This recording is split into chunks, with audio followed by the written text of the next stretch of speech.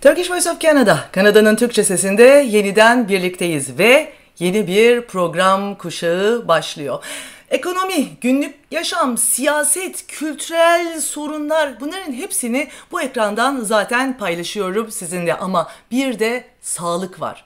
Olmazsa olmazımız. İşte bu yüzden Turkish Voice of Canada TVC'de sağlık demeye başladık. Sağlık diyeceğiz. Özel bir kuşak olacak bu.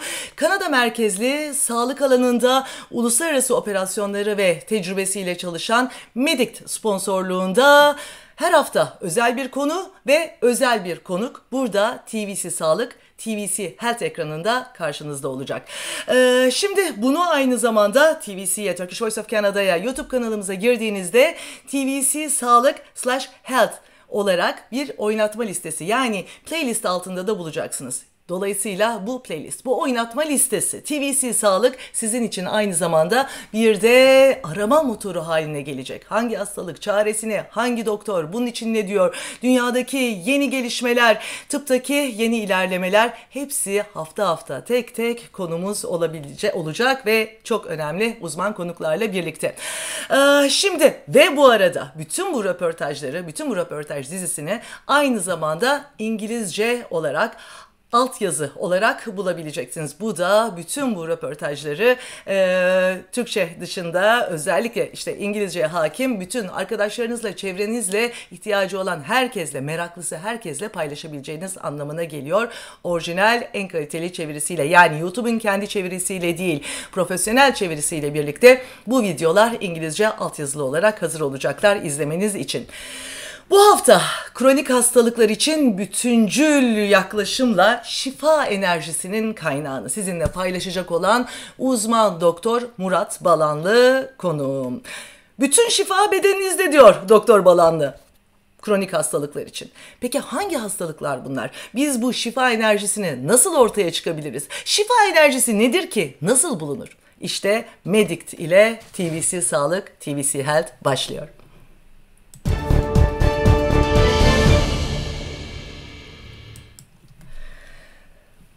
Uzman Doktor Murat Balanlı, hoş geldiniz yayınımıza. Hoş bulduk efendim. İyi akşamlar diliyorum. Evet, size akşam. Bizim zamanımız sabah. Hocam demek istiyorum. Doktorlarla konuşurken Türkçe'de alışkanlığımızdır. Hele ki biz gazeteciler bir doktora girdiğimizde başlarız. Yani özellikle konuğumuzsa hocam ve aynı şekilde de devam eder zaten eğer hastası isek de. Şimdi sizin işlerinize bakarken, dikkat ederken en ilgimi çeken şu oldu. Doktor bir terzi gibi olmalı. Çünkü her hastalık, her tedavi özel bir yaklaşım gerektirir. Bunun için doktorluğu terzilikle kıyasladığınız ve her hastaya özel bir tedavi biçtiğiniz bir algınız, bir yaklaşımınız var.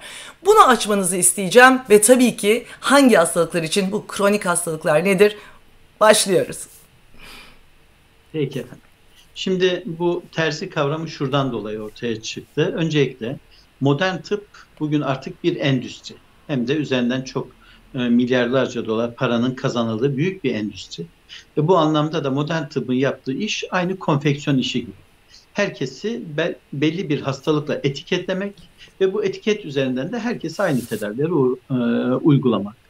Oysa herkes birbirinden farklı ve az önce girişte sizin söylemiş olduğunuz şifanın kaynağı sizin kendi bedeninizdir sözü. Bugün her ne kadar ben söylesem de benden 2500 önce tıbbın babası olarak tanımlanan Hipokrat söylemiş. Hipokrat şifanın kaynağı sizin kendi bedeninizdir demiş. Aslında bugün benim hekimlik olarak anladığım, algıladığım şey Hipokrat'ın ortaya koyduğu ilkeler üzerinden gerçekleşiyor. Az önce de bahsettiğimiz gibi aslında yine Hipokrat'a ait olan bir söz var. Diyor ki hastalık yoktur, hasta vardır. Yani hastalığı değil, hastayı iyileştirmek gerekiyor. Ve bu çerçevede de benim yaptığım iş bizzat bireysel kişiye özel bir tedavi uygulamak. Yani onun hastalığını değil, onu iyileştirmek. Kişinin herhangi bir romatoid artriti varsa ya da ne bileyim diyabeti ya da hipertansiyon herhangi bir kronik hastalığı varsa o hastalığı değil, o hastayı iyileştirmeye odaklanmalıyız. Benim anladığım her ne kadar modern tıp eğitimi almış olsam da benim anladığım tıp bu anlamda bireye yönelik olmalı ve hastalığı değil hastayı iyileştirmeli. Şimdi Zira pardon. bir kişi Zira bir kişiyi herhangi bir hastalıkla etiketlemek kadar o kişiye yapılacak bir kötülük olduğunu düşünmüyorum.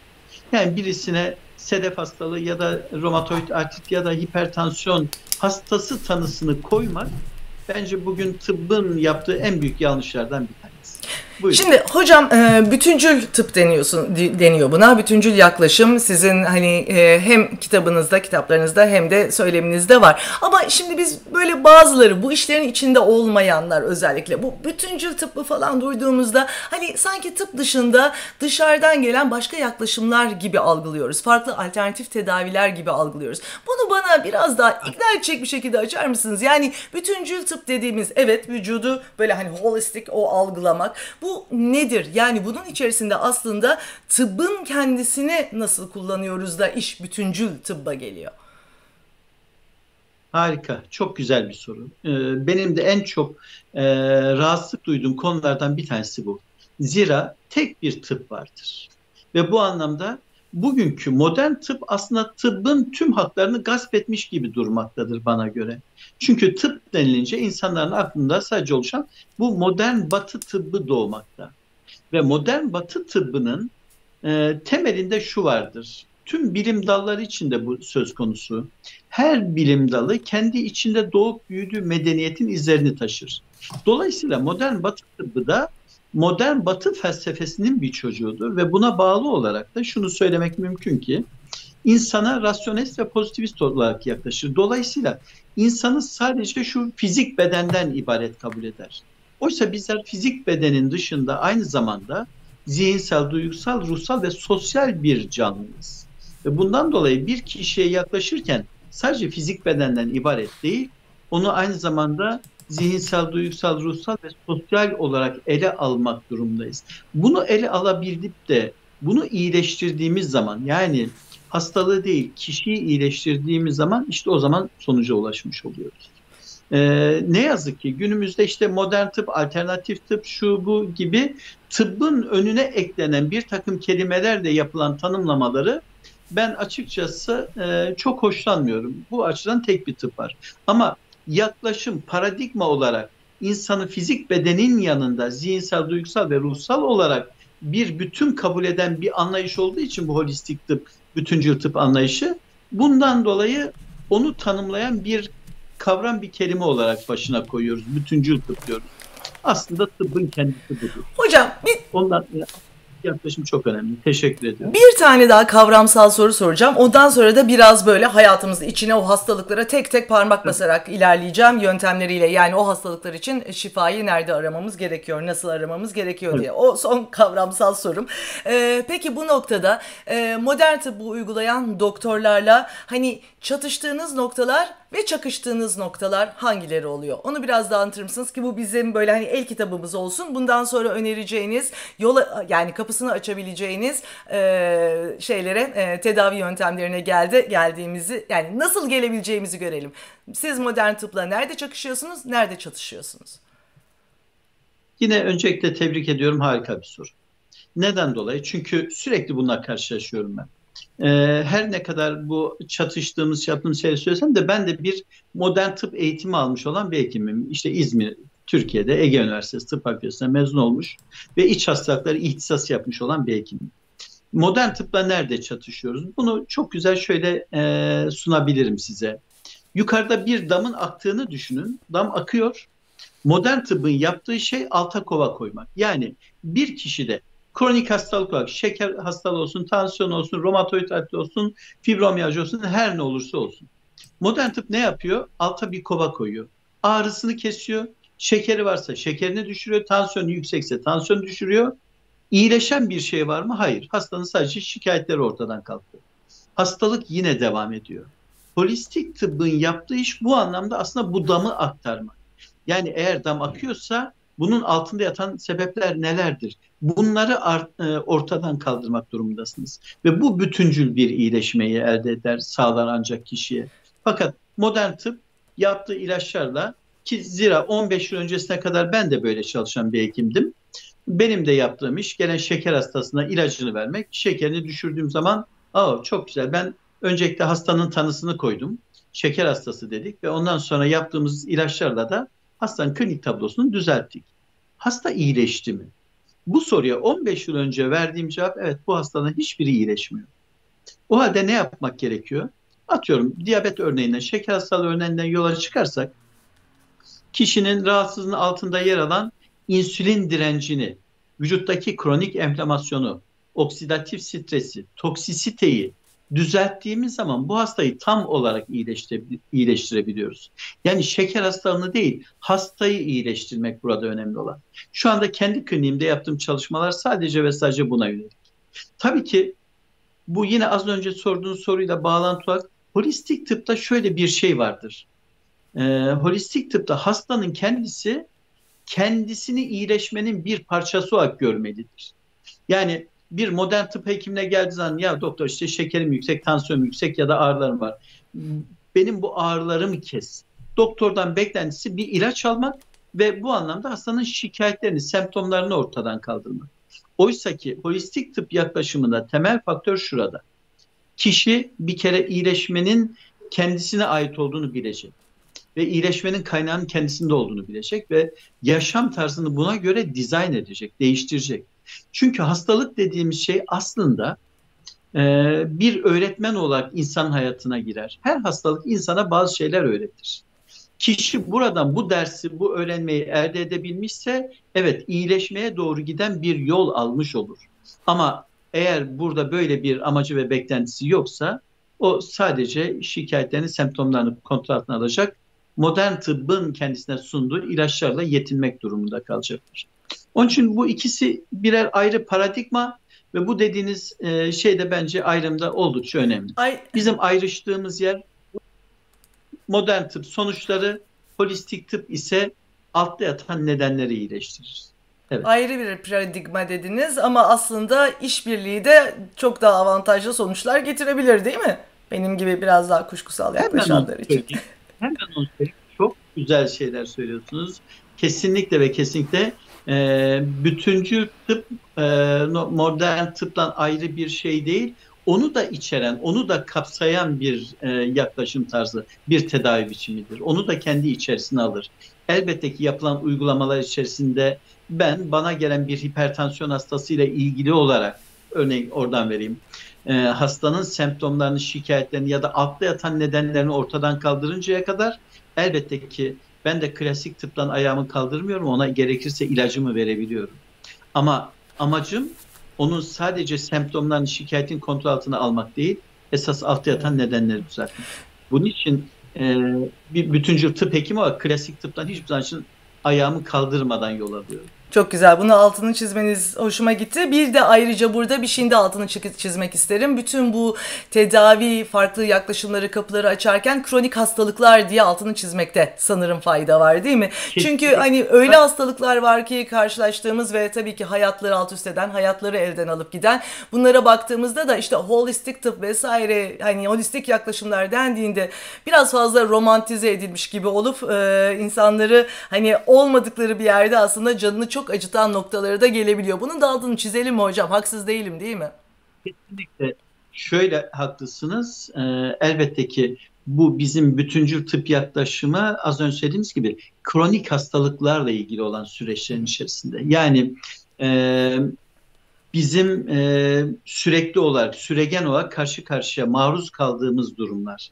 Yani işte az önce bahsettiğimiz gibi kanserden tutun, şeker hastalığına, romatoid artritten diğer pek çok hastalığa, otoimmün hastalıklara kadar hepsi kronik hastalıklar çerçevesinde ele alınır ve bu anlamda bu kronik hastalıkların altta yatan nedenleri düzeltilir.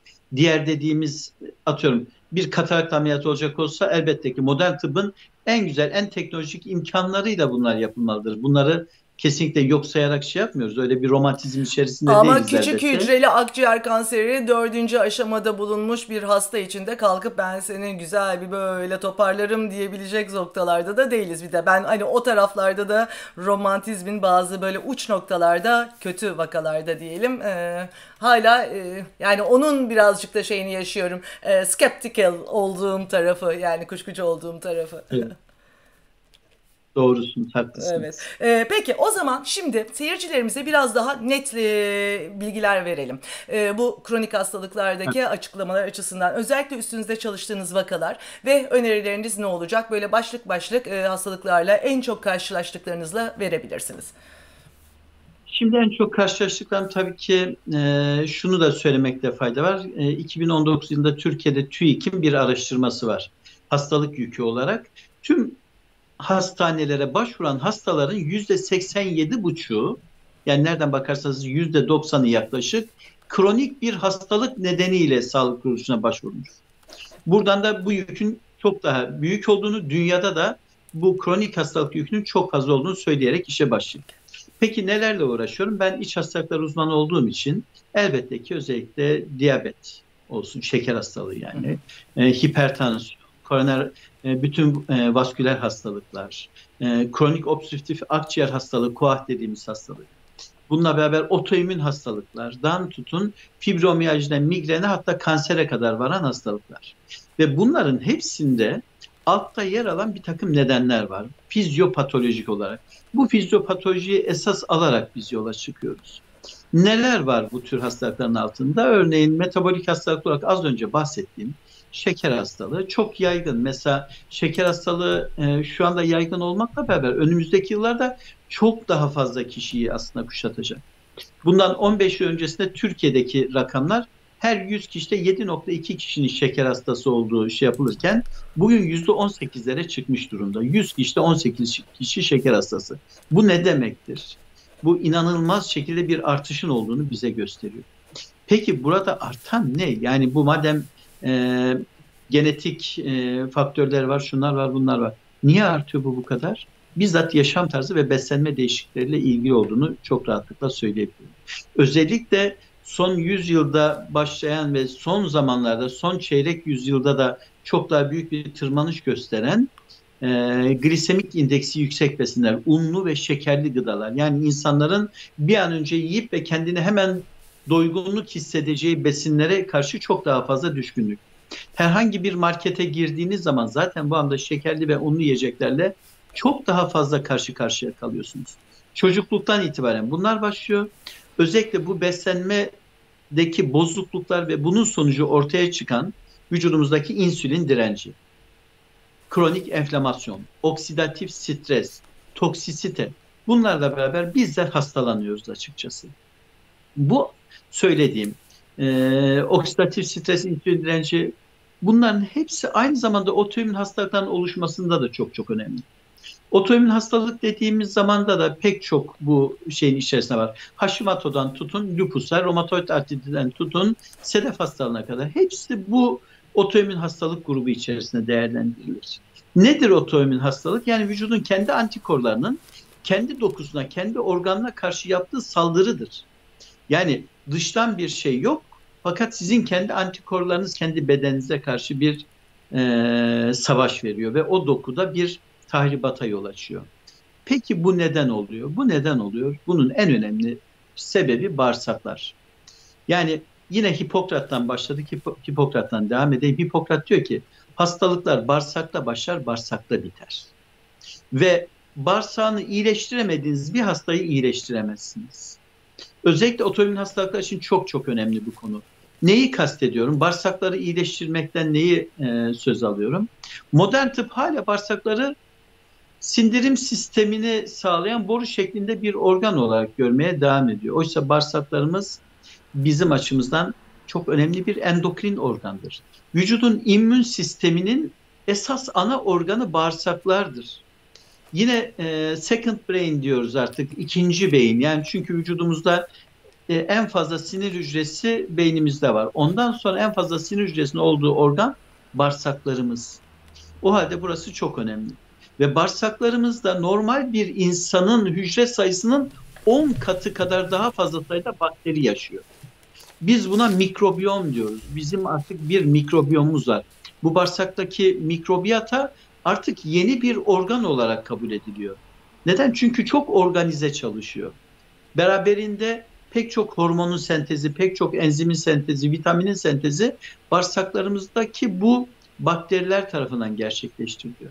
Eğer buradaki mikrobiyotada bir bozukluk varsa bağırsağımızda aşırı geçirgen, leaky gut dediğimiz geçirgen bir bağırsak durumu ve vücuttan emilmemesi gereken antijenler emildiği zamanda da buna karşı gelişen antikorlar, yani vücudun kendi oto antikorları kendi dokusuna karşı bir savaş başlatıyor.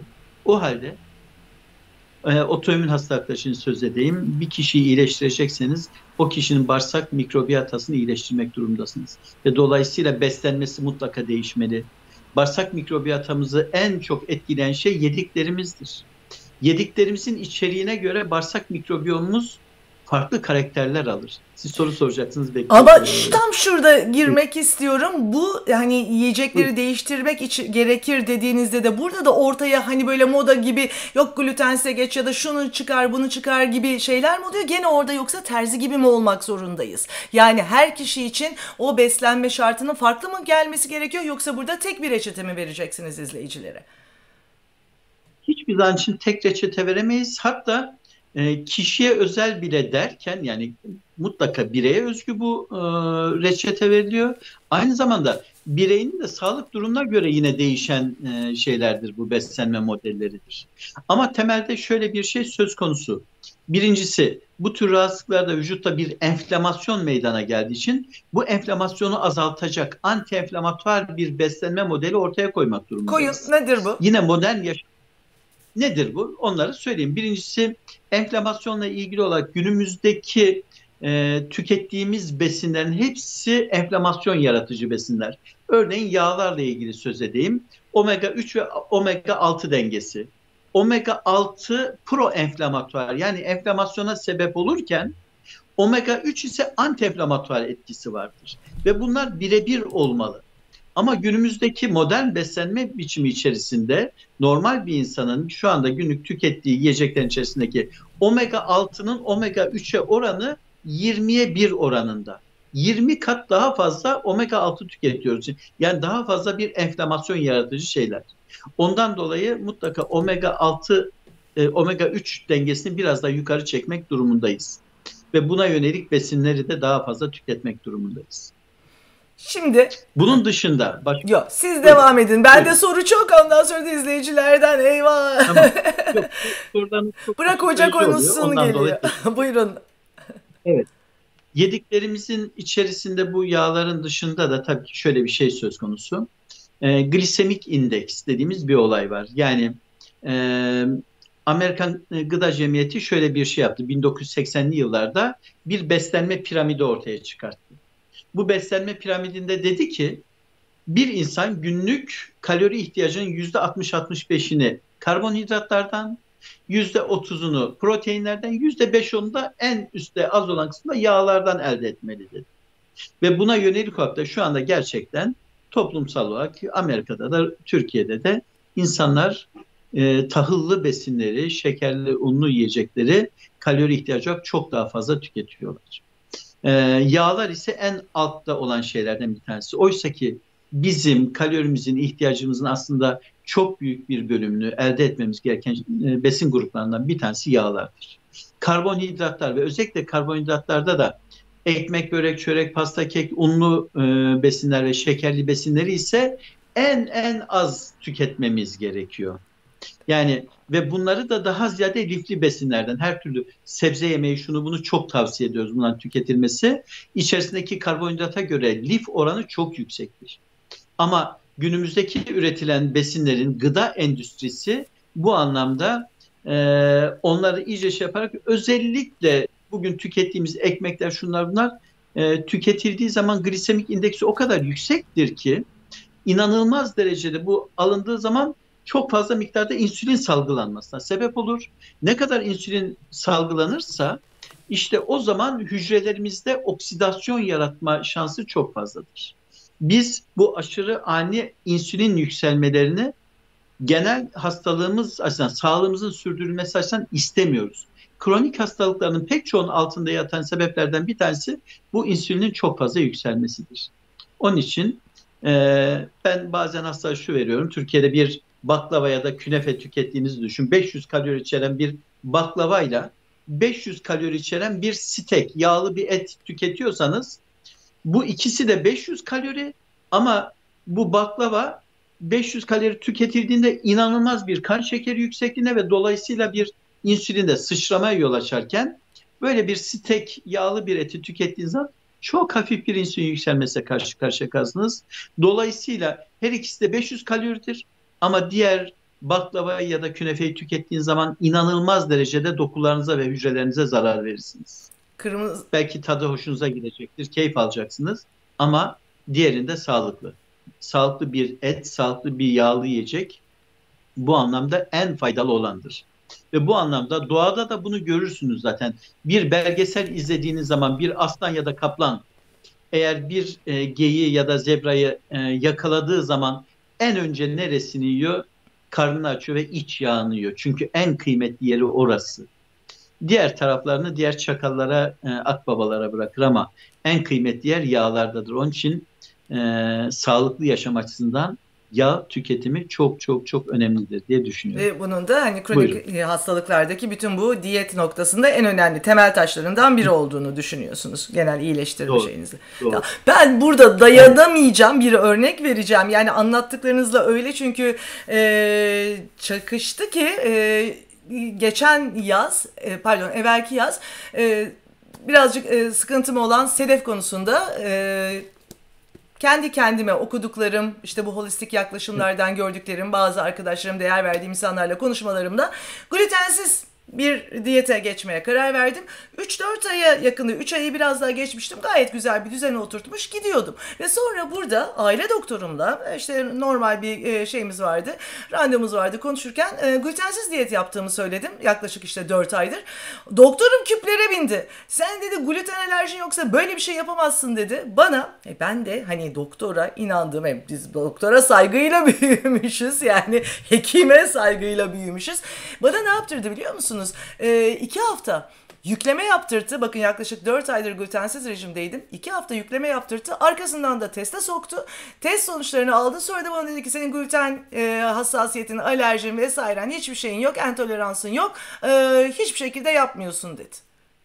Doktor, hekim dedim ve ben o ne güzel girdiğim o düzen vardı. Oradan çıktım ve sonra geri girmiş oldum. Ne oldu? Hani çatışmıyordunuz? Şimdi şöyle söyleyeyim. Burada gluten ve gliadini mutlaka beraber değerlendirmek gerekiyor. Burada kısaca da şunu yapayım. Bu gıda intolerans testleri sadece bize kabaca fikir verebilir. Yine bu normal kendi bu gluten intoleransı tespit edilirken yapılan laboratuvarlarda bir ortalama değerlere göre bunlar elde edilir. Kişilere göre yapılmaz. Yine konfeksiyonel bir şeydir. Bize sadece bilgi verir ama kesin sonucu vermez. Bir de gluten dediğimiz zaman şu andaki yediğimiz, tükettiğimiz tahıllardaki gluten oranı bundan 50-60 yıl öncekinden elbette ki çok farklı. 50-60 yıl önceki buğdaylardaki gluten oranı ne kadardı biliyor musunuz? Gluten dediğim şey önce nedir? Bunu da açıklamakta fayda var. Gluten bir proteindir. Buğday ise bir karbonhidrat deposu değil mi? Ve bunun içerisindeki protein oranı bundan 50 yıl, 60 yıl önceki gluten oranı %1'di. Yani bir buğdayın sadece %1'i glutenden oluşuyordu. Peki ne yapıldı bu? İkinci Dünya Savaşı'ndan sonra askerlerin, savaşanların tabii ki daha yüksek proteine ihtiyacı var.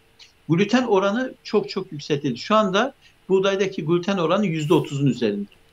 Belki siz şey yapmasın ama eskiden buğdaylar 1,5 metre uzunluğundaydı ve boyu büyüktü. Ve başaklar da incecikti, zayıftı. Bunu daha sonra hibrit ve genetiğin değiştirilmesiyle birlikte çok daha dolu dolu başaklar. Tabii ki olay böyle olunca ağır olmaya başladı. Buğdayın boyu da uzun olduğu için kırılmaya, yeteri kadar yine ürün alamamaya başladılar. Bu sefer boyunu kısalttılar. Şu anda boyu kısaltılmış olan bu buğdaya biz cüce buğday diyoruz. Tüm dünyada da bunlar var. Ama başaklar son derece dolu ve besin değeri çok yüksek. Ama gluten oranı elbette ki çok çok çok yüksek bir glutenle karşı karşıyayız. Önceden çölyak diye 1950-60 yıllardan önce böyle bir hastalık yokken şimdi çölyak diye bir hastalıkla tanıştı insan. Ve bu da direkt glutene bağlı olan şeylerden bir tanesi.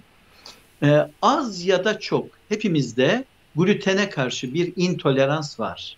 Kimisinde daha fazla ama kimisinde daha az olmak kaydıyla.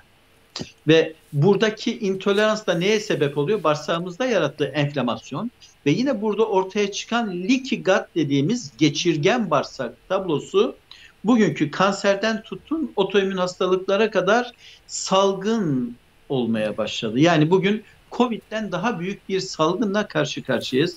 Bunu da söylemeden geçemeyeceğim. Yani kronik hastalık yükü Covid'den daha tehlikeli şu anda insanlık açısından. Evet, bunun notunu aldım.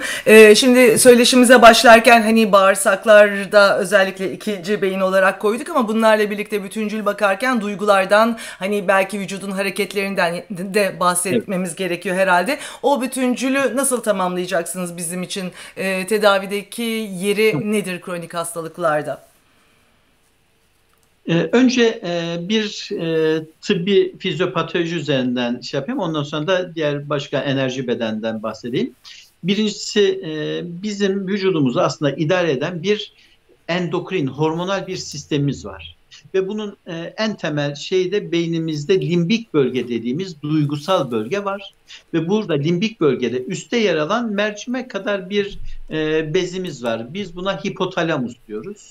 Bunun altında daha küçük bir şeyimiz var. Buna da hipofiz diyoruz.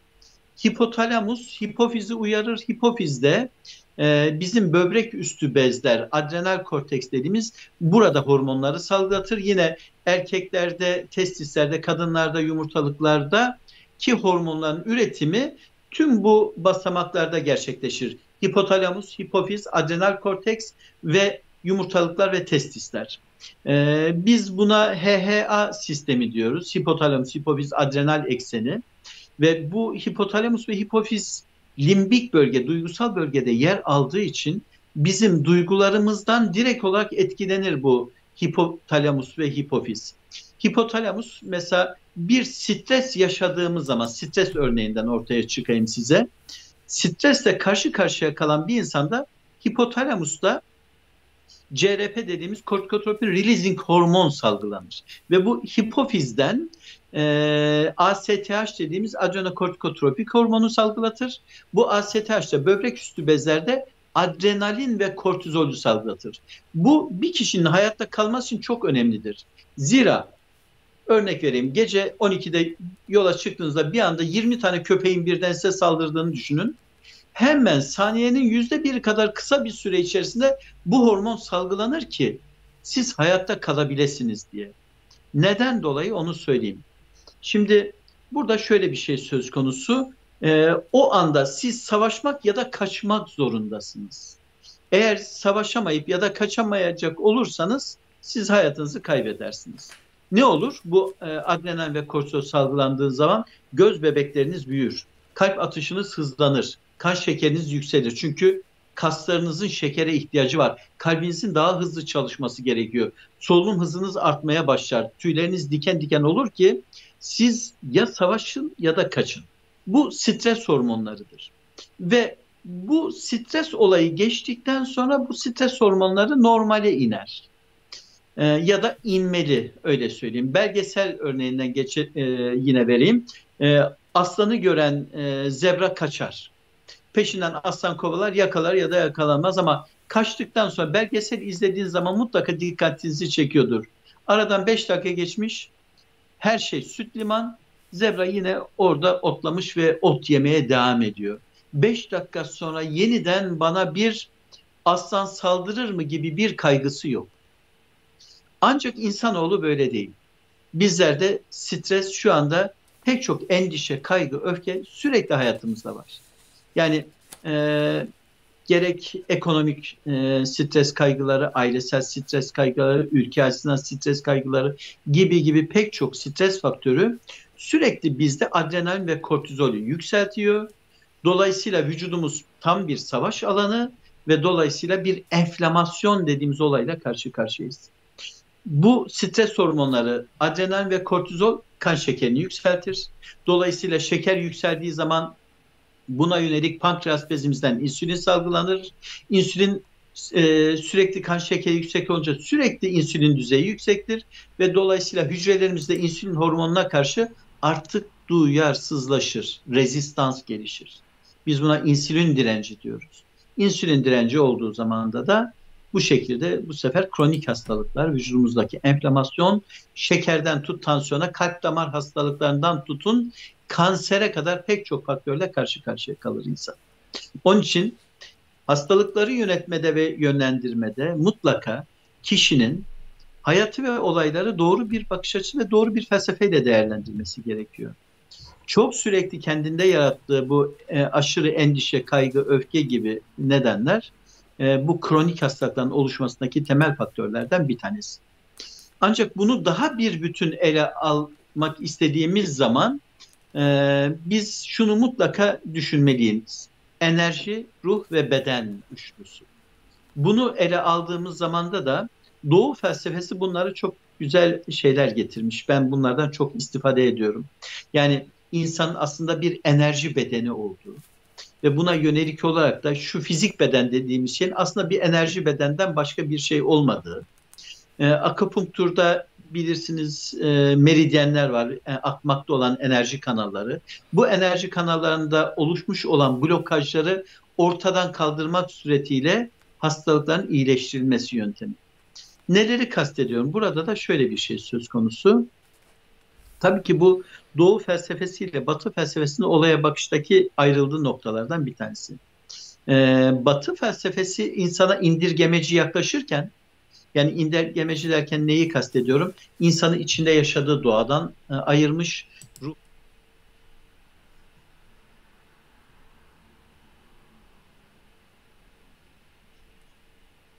tabiatta bir bütün kabul ediyor.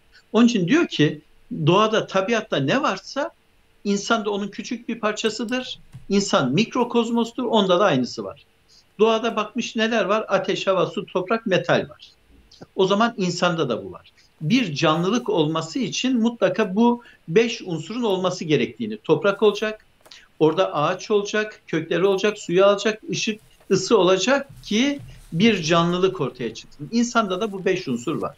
Ve bu 5 unsurun karşılığı olan organlarımız var. Her birine karşılık gelen organlarla ilgili olarak duygu durumunu ortaya koymuşlar. Karaciğerimiz mesela toprak elementidir. Karaciğer ve safra kesesi. Bununla ilgili olan duygu durumu öfkedir.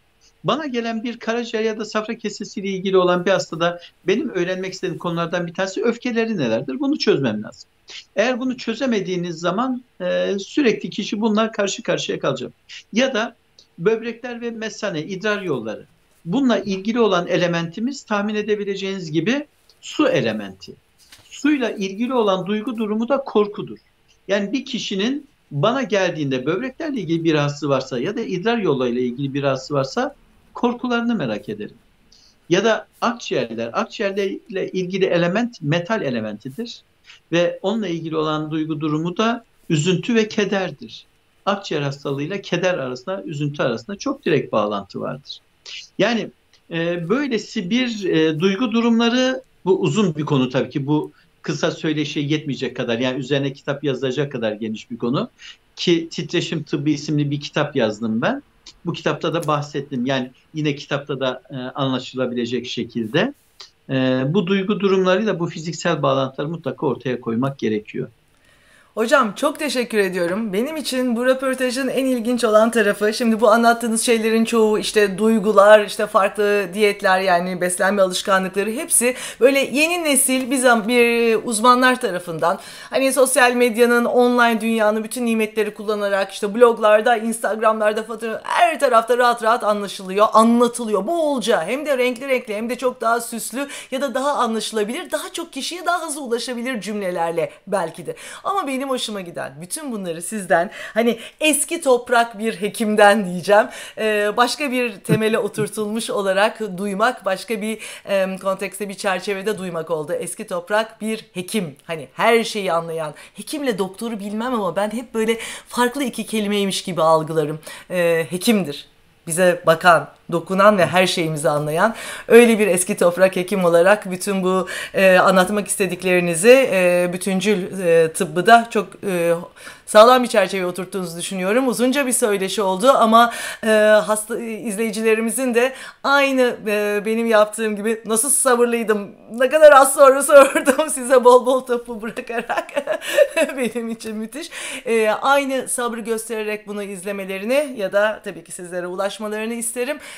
Çok değerliydi. Çok teşekkür ediyorum. Vermek istediğiniz son bir mesaj var mı? Terzi olarak. Efendim, terzi olarak benim vermek istediğim, öncelikle benim açımdan da son derece güzel bir söyleşiydi. Çünkü çok önemli noktalara değindiniz ve bundan dolayı da bana bir kolaylık oldu. Vermek isteyeceğim, gerçekten az önce söylediğiniz hekim ve doktor ayrımı bence çok önemli. Ee, Ben şunu diyorum, doktor ilaç verir ama hekimin kendisi ilaç gibi olmalıdır. Hastasına mutlaka dokunmalıdır. Bugünkü modern tıp doktorlarının yaptığı şey, hastayla karşı karşıya kaldıkları zaman şikayetlerini öğrendikten sonra bir tetkik istemeleri ve bir görüntülemeden sonra hastaya dokunmadan ona ilaç yazmaları. Bu doğru değil. Bir hastaya dokunmak bile hastayı iyileştirmek açısından çok önemlidir. Bu iletişim kurulmalı. Hasta, ben şuna inanıyorum, bizim biyolojik bedenimizi belirleyen aslında biyografimizdir. Ne yaşıyorsak biyolojik bedenimizde onu görürüz ve bunu görebiliriz. Hekim bunu görebilen kişidir. Ve onun için iyi bir hekimimiz varsa ona iyi sahip çıkın diyorum. Çok teşekkür ediyorum yeniden. Sağlıcakla Çok teşekkür kalalım. ediyorum efendim. Sayenizde siz de Sağ olun. öyle. Çok Sağ olun. teşekkürler. Teşekkür Ve sevgili izleyiciler, yani aslında ne dedi sevgili uzman Doktor Murat Balanlı? Kronik hastalıklar Covid'den daha büyük bir tehdit. Belki de buradan yola çıkarak dinlememiz gerekiyor. Bütün anlattıklarını nota almamız gerekiyor. İşte her pazar Kanada zamanıyla 11 AM, yani Kanada'da Eastern Time, Doğu saatiyle 11 AM, sabah 11'de ve aynı şekilde Türkiye saatiyle bakarsak da Türkiye saatiyle pazarları her pazar saat 16'da haftanın yayınını izleyebileceksiniz. Medict ile TVC Sağlık, TVC Health. Şimdilik bu haftayı sağlıcakla kapatalım. Gelecek haftaya da sağlıcakla birlikte yol alalım diyorum. Ben İrem Çakır. Yeniden görüşmek dileğiyle.